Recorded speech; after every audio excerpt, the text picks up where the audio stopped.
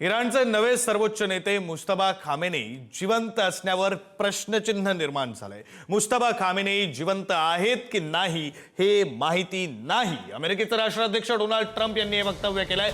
तर सत्ता हाती घेतल्यापासून मुस्तफा खामेनेई दिसलेले नाहीत असंही ट्रम्प यांनी पुढे म्हटलंय। मुस्तफा जिवंत असेल तर आत्मसमर्पण करावं असं आवाहन ट्रम्प यांनी केलं।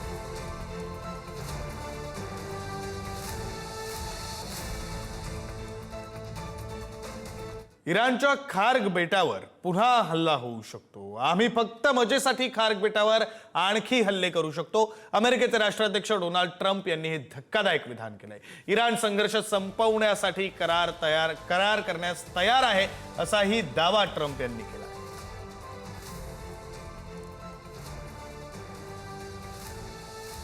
हॉर्मुझची सामुद्रधुनी अमेरिकन आणि इस्रायली जहाजांसाठी बंद आहे। इराणचे परराष्ट्र मंत्री अब्बास अराघची यांनी ही माहिती दिली। खार्ग बेटावर काही क्षेपणास्त्र ही संयुक्त अरब अमिरातीतून सोडली गेली असंही अराघची यांनी म्हटलंय। क्षेपणास्त्र नागरी वस्तीच्या अगदी जवळून डागण्यात आली तर ज्या ठिकाणाहून क्षेपणास्त्र डागली त्या ठिकाणांवर प्रत्युत्तर देऊ असा इशारा त्यांनी दिला।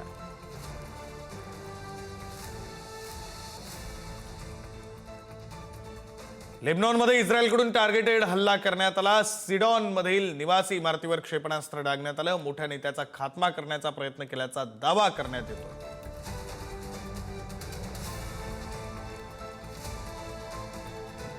فوق بالشبشاء الفوقاني فوقنا هون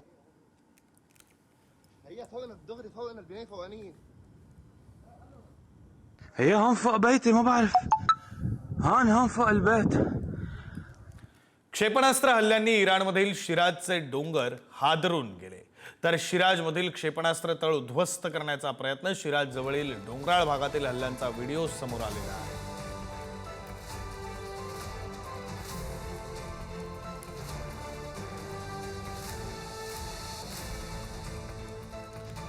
क्षेपणास्त्र हल्ल्यांनी इराणमधील शिराजचे डोंगर हादरलेले आहेत। क्षेपणास्त्रांचा हल्ला शिराजमध्ये करण्यात आला तर शिराजमधील क्षेपणास्त्र तळ उद्ध्वस्त करण्याचा या हल्ल्याच्या माध्यमातून प्रयत्न करण्यात आलेला आहे। डोंगराळ भागात झालेल्या हल्ल्यांचा व्हिडिओ समोर आलेला आहे। हे डोंगर यामुळे हादरून गेलेले तर शिराजमध्ये क्षेपणास्त्र तळ आहे आणि हे क्षेपणास्त्र तळ उद्ध्वस्त करण्याचा या हल्ल्याच्या माध्यमातून प्रयत्न झाल्याचं कळतंय। क्षेपणास्त्र हल्ल्यांनी इराणमधील शिराजचे डोंगर हादरून गेलेले आहेत।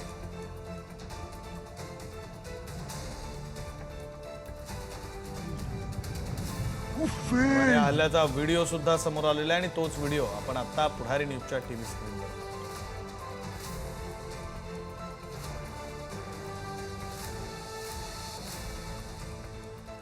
इराकमध्ये पहिल्यांदाच FPV ड्रोनचा थरार। इराण समर्थक मिलिशियाचा बगदाद विमानतळावर आत्मघाती हल्ला।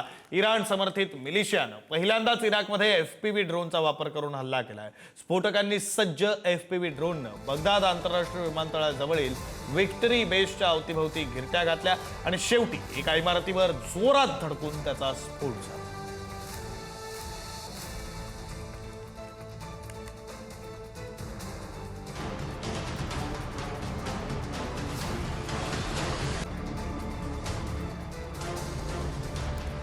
तेल अवीवमध्ये क्षेपणास्त्र धडकले। निवासी भागांचं मोठं नुकसान झालंय। बचाव कार्य सुरू आहे। इस्रायल आणि इराणमधील वाढत्या तणावाच्या पार्श्वभूमीवर आज पहाटे तेल अवीव शहरावर भीषण क्षेपणास्त्र हल्ला करण्यात आला आणि या हल्ल्यामध्ये शहराच्या मध्यवर्ती भागातील एका निवासी इमारतीला थेट लक्ष्य करण्यात आलं असून परिसरात मोठ्या प्रमाणावर वित्तहानी झालेली आहे।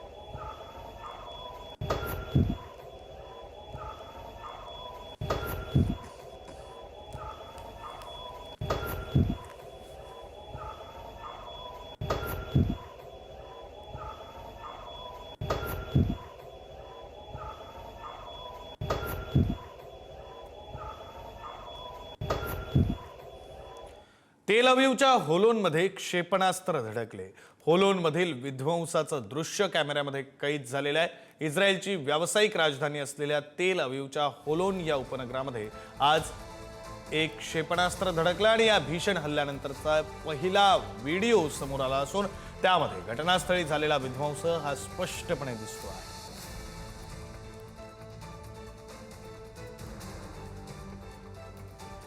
तेल अवीवचा परिसर क्षेपणास्त्र हल्ल्यानं हादरून गेला. रामला, होलोनसह अनेक शहरांमध्ये अवशेष पडले.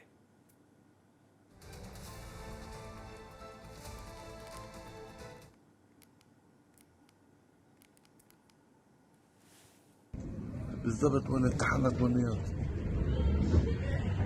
मध्य इस्रायलमध्ये युद्धाचा भडका उडालेला आहे. आयर्न डोमनं हवेतच क्षेपणास्त्र नष्ट केलीत, तर क्षेपणास्त्रांचं जळते अवशेष हे तेल अवीवमध्ये कोसळले. गजबजलेल्या परिसरात अवशेष कोसळल्यानं भीतीचं वातावरण निर्माण झालं.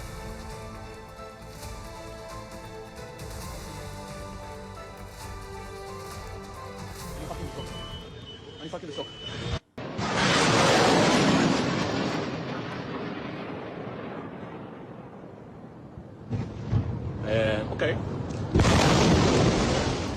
इस्रायलच्या आकाशामध्ये थरार. क्षेपणास्त्र रोखली. तेल अवीव परिसरात मात्र क्षेपणास्त्र धडकलेलं आहे.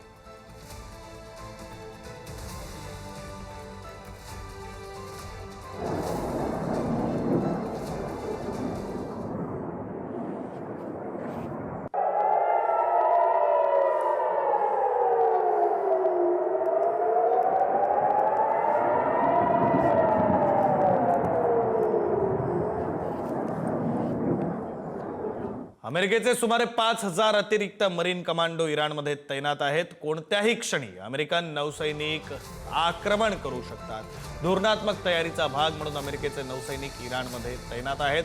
मध्य पूर्वेत सुरू असलेल्या युद्धामुळे परिस्थिती अधिक तणावपूर्ण बनली आहे. अमेरिकेने या भागामध्ये सुमारे 5,000 अतिरिक्त मरीन कमांडो आणि नौसैनिक तैनात करण्याचा निर्णय घेतला आहे. प्रसंगी हे कमांडो आणि नौसैनिक कोणत्याही क्षणी इराणच्या भूमीवर उतरून आक्रमण करण्यासाठी सज्ज असतील, अशी माहिती लष्करी सूत्रांनी दिली. अमेरिकेच्या अधिकाऱ्यांच्या माहितीनुसार ही तैनाती युद्धातील संभाव्य परिस्थिती लक्षात घेऊन करण्यात आलेली आहे. अमेरिकेच्या संरक्षण यंत्रणेनं या निर्णयाला धोरणात्मक तयारीचा भाग असं म्हटलेलं आहे.